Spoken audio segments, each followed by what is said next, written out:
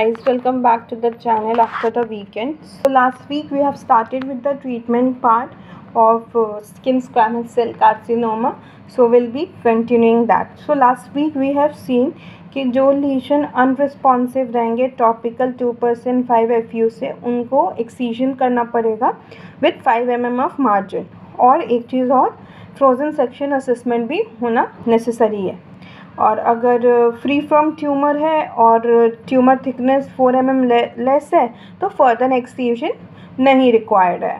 और तीसरा चीज़ हम लोग ने देखा था कि ज़्यादातर केसेस में प्राइमरी क्लोजर करके ये ट्रीटमेंट अकम्प्लिश हो सकता है। बस हाँ, मॉडरेटली साइज एक्सीजन है तो हमको लोकल एडवांसमेंट फ्लैप लगता है। लोकल एडवांसमेंट फ्लैप हम लोग इसलिए प्रेफर करते हैं क्योंकि उनका आइडियल कलर मैच होता है और थिकनेस भी ऑलमोस्ट सेम होता है। तो इतना लास्ट क्लास में we have seen. Okay, so will be continuing this. Let's start. Okay, lesions that exhibit dermal invasion into the reticular dermis and are 4 to 8 mm in thickness require excision with margin of 1.5 cm with frozen section assessment। तो जिनका extension हो चुका है, invasion हो चुका है connective tissue में into the reticular dermis, वो लीशन जो कि 4 to 8 mm इन थिकनेस है, मतलब उनका इन्वेजन होके उनका थिकनेस हो गया है 4 to 8 mm, तो उनका एक्सीजन रिक्वायर्ड होता है with a margin of 1.5 centimetre. और फ्रोजन सेक्शन असेसमेंट तो हर केस में ज़रूरी है। ओके, अब ये बोल रहा है tumours that penetrate through the dermis into the subcutaneous part, मतलब ये और नीचे चला गया। इस वाले में सिर्फ डर्मिस तक गया है, मतलब कनेक्टिव टिश्यू के अंदर है। अब ये कनेक्टिव टिश्यू पेनिट्रेट करके, डर्मिस पेनिट्रेट करके ये नीचे चला गया सबक्यूटेनियस फैट में, मतलब इसका जो एक्सीजन है वो और बढ़ गया है, मतलब 8 mm एक्सीड कर चुका है। तो फिर हमको वाइड फील्ड एक्सीजन लगेगा with at least 2.5 centimetre margin and a prophylactic FND। ठीक है, मतलब सबक्यूटेनियस पार्ट में चला गया है और exceed 8 mm should undergo a wide, मतलब 4 to 8 mm है अगर थिकनेस तो 1.5 सेंटीमीटर, 8 mm थिकनेस है तो हमको वाइड फील्ड एक्सीजन लगेगा with at least 2.5 centimetre margin and a prophylactic FND for prophylactic FND functional neck dissection for N0 लीशंस।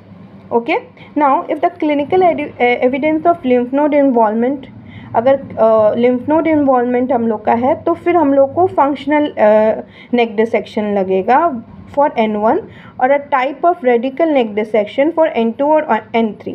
तो prophylactic नेक dissection लगेगा हम लोग को जब N0 रहेगा, लिम्फ नोड इन्वॉल्वमेंट हो गया, N1 स्टेज है तो फंक्शनल नेक डिसेक्शन लगेगा, और रेडिकल नेक डिसेक्शन जब N2 या N3 लीजन्स हैं। क्लियर? ओके।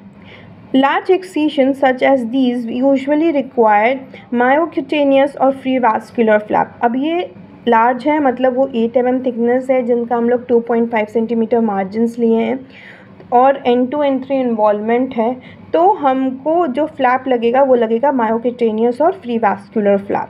तो depending upon the depth of legion या इन्वेजन हम लोग बोल सकते हैं हमारा ट्रीटमेंट प्लान तो एक्सीजन रहेगा, लेकिन कितना एक्सीजन करना है और कौन सा फ्लैप लगेगा it will depend on the depth of invasion और thickness. Now, the primary SCC of skin, the primary squamous cell carcinoma of skin, may be treated with a technique of Mohs micrographic surgery, which we have seen in earlier class, as an alternative to scalpel excision with frozen section control. This technique is considered when lesions occur around the eyes and for some larger tumors. Okay.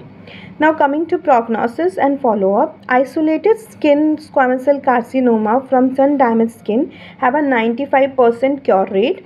Affected individual need ongoing follow-up, sunscreen uses, sun exposure, precautions and periodic treatment. Course of isoretinoin or topical 2% 5FU। तो ये आइसोरेटिनोइन और 2% 5FU सब हम लोग पहले पढ़ चुके हैं जब हम लोग स्टार्टिंग में किए थे कि कब कब यूज़ करते हैं। Okay, now some exceptions of squamous cell carcinoma जिनका हायर मेटास्टैटिक पोटेंशियल रहता है और इरोसिव इन्फिल्ट्रेशन रहता है, उनका क्योर रेट 60% तक हो जाता है और कभी कभी ये थ्रेटन कर देते हैं ब्रेन और नेक स्ट्रक्चर्स को जब ये अनरिसेप्टेबल होते हैं. Okay, that's all for today. Will be continuing this in next class. Will be starting next topic actually. Till then, like, share, subscribe and comment. Bye.